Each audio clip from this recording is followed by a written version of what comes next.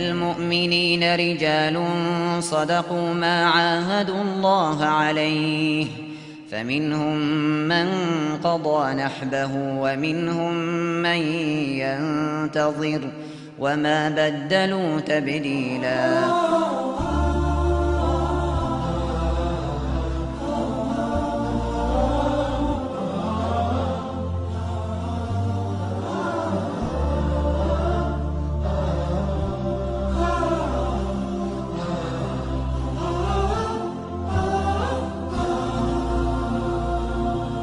و اولئک هم اولو الالباب. خدا میگه آنان دارای عقلند. خدا عقل اینا رو قبول کرده، میگه اینا عاقل. ایشان فقط هم که اونم بره حسره، یعنی فقط ایشان صاحبان لبند. لب یعنی عقل. اولو الالبابند، صاحبان عقلند. اللهم اجعلنا منهم. روزخونه گفته اشک تو بریم بری بهش. تا صبح هم پاشو از سر صبح، از سر شب تا صبح سینه ایش ضربه بزن یا عباس میکنه. حالا عباس کجاست معلوم نیست. پس بنابراین این چرا اینجور شده؟ برای اینکه تو مورد تحقیق نرفته. بهش گفته تا صبح سینه بیش ضربه بزنه یا عباس بگو میری بهش. اینم تا صبح دختک میزنه و یه چیزی برای خود طلب داره. اولئک الذین هداهم الله. حالا عجب اینه که اینایی که انقدر جفتک میزنن تا صبح بیداری میکشن، یه دفعه برو ببینی حرف حق چیه، قرآن چی گفته. اینا مقصرن، چشم گوششون وا کنن. هی فوش به سنی، یه دفعه برو سنی چی میگه. نباید انسان که همین مقلد آخوند خودش فرق نمیکنه، همه فرقان. اون یهودی هم همینجوره، نصارا هم همینجوره. هر که تو رو هر راهی از همون عقلشو به کار نمیندازه. این است که خدا میگه عاقلان کیانن؟ اون کسانی که عقلشو به کار بندازه. چیکار کنه؟ یستمعون القول، هر قول رو بشنوه و یتبعون احسنه. عقلشو به کار انداخته. ببینیم شافعی چی میگه، حنفی چی میگه، مالکی چی میگه، شافعی چی میگه، جعفری چی. هر کدوم بهتره اون رو انتخاب کنه. تعصب جهالتی که دارن، میگه اون پیش نماز ما راست میگه، آقای برقعی دروغ میگه، فقط آخوند ما روزخونه راست میگه. گفته عشق برید و بره بهش. بی دردسر دیگه. اون بی دردسر راحت‌تر هم. این هایی که مردم میخوان سوارشن، سعی و کوشششون به اینه که چشم و گوش اون سواری میده چشم و گوش وا نشه، حرف دیگر را نشنوه. حالا اگر یک کسی بیچاره پیدا شه بخواد این مردم رو بیدار کنه، هوشیار کنه، گوش نمیده. اول میاد پیشنهاد خودشون، آیا آقای پیدا شده همچی میگه، ما بریم، میگه نه حرامه نریا. افمن حق علیه کلمت العذاب. این آیه خیلی مطلب داره. یعنی آیا استفهام انکاری، استفهام اقراری. مثلا میگن تو خوردی، ولی که اقرار کنه که بله من خوردم. افمن حق علیه کلمت العذاب.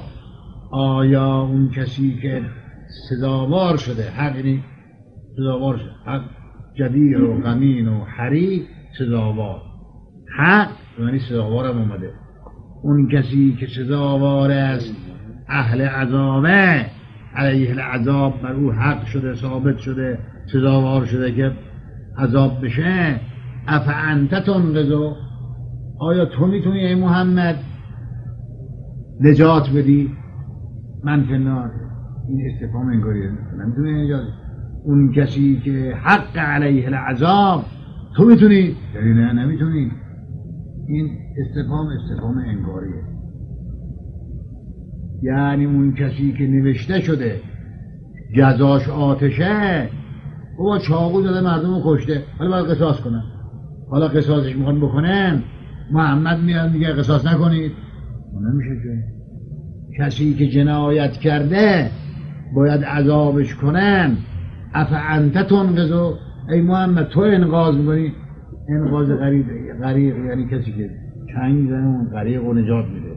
آیا تو میدونی نجات بدی اون کسی که حق علیه العذاب، یعنی تو نمیتونی این آیه ها، این روایات هایی که میگن شفاعت همه رو این آیه رد کرد. میگه اون کسی که عذاب برش ثابت شده، حق سزاوار شده، ثابت شده، آیا تو میتونی نجات بدی؟ نه.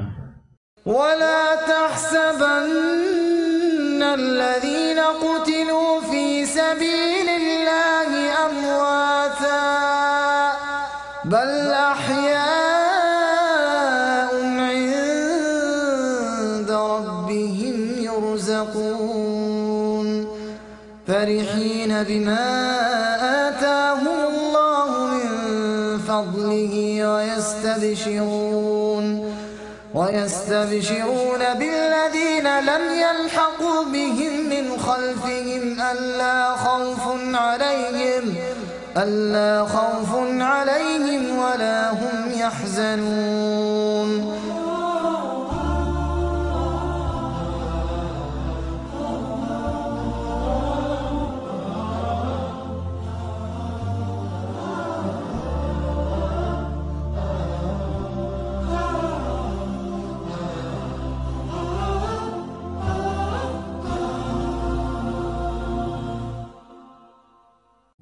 میگه اون کسی که عذاب برش ثابت شده، حق سزاوار شده، ثابت شده، آیا تو میتونی نجات بدی؟ نه.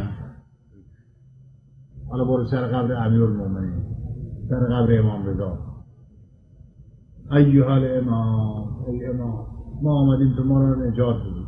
بابا جدشون پیغمبره، خدا به پیغمبرش میگه اون کسی که اهل عذابه تو نمیتونه نجات بدی. چی اونجوری سر قبر روزخوانی میکنی؟ در تمام زیارتنامه های ای امام من اومدم به زیارت تو برای که ما رو از عذاب خدا نجات بدی. تمام زیارتنامه های کلمه های بخواه بیارم بخون نفاتی یه اینا خبر ندارن جدشون، خدا به جدشون گفته تو نمیتونی.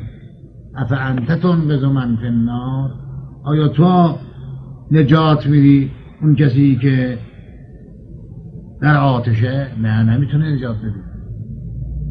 لکن الذین اتقوا ربهم، لکن اونایی که از خدا بترسن، تقوا پیشه کنن، لهم غرفون، برای اونها غرفه هاست، 10 طبقه 20 طبقه، خدا روزی کنه. لهم غرفون من فوقها غرفون، غرف جمع غرفه است، برایشون غرفه هاییست که بالای اونها باز غرفه هایی. غرفون مبنیه، غرفه هایی که بنا شده و از زیرش هم آب جاریه. تجری من تحت الانهار، بعضی آیات داره تجری تحت الانهار، من نداره، بعضی ها من داره. فرقش چیه؟ اینجا که تجری من تحت الانهار، تجری تحت الانهار، فرقش اینه. این که من نداره از زیر قصر اون رد میشه، این که من نداره از زیر قصر آب جاری شد.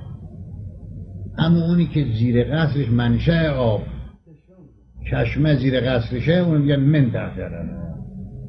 وعد الله لا یخلف المیعاد، لا یخلف الله المیعاد، این وعده خداست و خدا میعاد را خلاف وعده نمیکنه. حالا اینجا یه مسئله هایی که باید اینا رو من توضیح بدم. یه خلف وعده داریم، یه خلف وعید داریم. خدا همه جا میگه وعده رو خلاف نمیکنه، نمیگه وعید. چه فرق داره؟ در جایی که وعده خوب باشه به شما وعده، مثلا من میگم 100 تومن میدم، یه افطاری میدم، این خلاف خلف وعده بده. شخص کریم خلف وعده نمیکنه. اما در جایی که میگم 100 تا جانب میزنم بعد ببخشم نزنم، این وعیده. در جای وعده عقاب وعیده، اونجا را اگر خلف وعده کنه اب نداره. بزرگوار، آدم بزرگوار گفته اگر چنانچه مکتب نروی 100 تا شلاق میزنم. حالا پسره نرفته، حالا خب حالا به امروزه ببخشم نمیزنم. این خلف وعیده، اب نداره، از بزرگواریه. خلف وعید بر خلاف بزرگواری نیست، اما خلف وعده خلاف بزرگواریه. اگر به کسی گفتی 100 تومن میدم ندی، این خلاف آقاییه. خودت وعده کردی که بدی، حالا نمیدی، این خلاف بزرگواریه. خلف وعده خلاف بزرگواریه، اما خلف وعید خلاف بزرگواری نیست. ولذا خداوند متعال که وعده‌های عذاب داده خودش حق به تو داره. ممکنه گفته دائما در آتشی، ممکنه بیرونشون بیاره ببخشدشون، اما بهشتهایی که وعده کرده اون دیگه حتمی نیست، اون دیگه خلف وعده نداره. می‌فهمید؟ وعد الله لا یخلف الله المیعاد.